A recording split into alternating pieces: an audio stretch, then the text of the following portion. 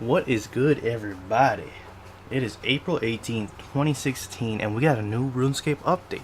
Potentially one of the biggest RuneScape updates of the year. The NXT client is here. It's pretty amazing. Right now, I'm here at the Heart of Gillinor, God Wars Dungeon 2.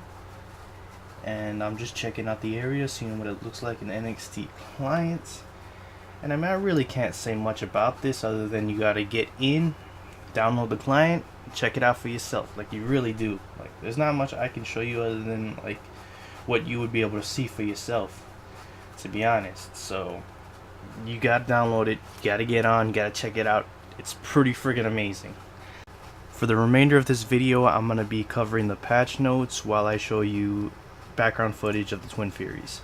Let's go. Alright, well, first of all, there have been a lot of graphical updates that I won't get into serious detail, but it is to be expected with an entirely new client update. If you want to check them out for yourself, I'll have them in the video description. Okay, so moving on, there have been various fixes to several quests in the Vampire series. None of them are like really groundbreaking or anything like that, but it's all good. They help with the immersion if you happen to care about that kind of thing, so something to look forward to there. Moving on, there have been several fixes to the God Wars Dungeon 2. There's nothing seriously major, but it's mainly sound, text, and graphical fixes. However, there's one thing for those of you who enjoy fighting the bosses in challenge mode. So according to the patch notes, the challenge mode against the Heart's bosses now has a greater effect on the rare drop bonus rate.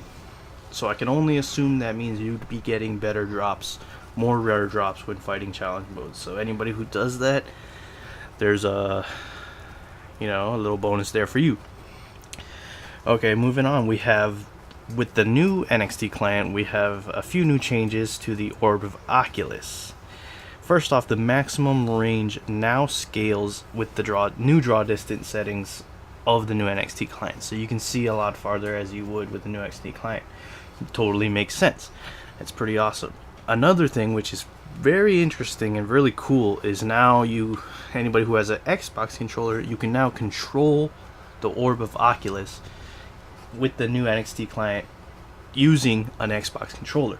That's pretty interesting. I might check that out and see how that is. Maybe able to get better footage, if you know what I mean. Okay, another thing that PVMers might be interested in. Over here we have the Storm Shard stacks.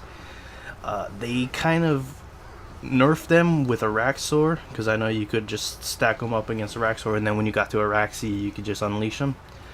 They kind of fixed that.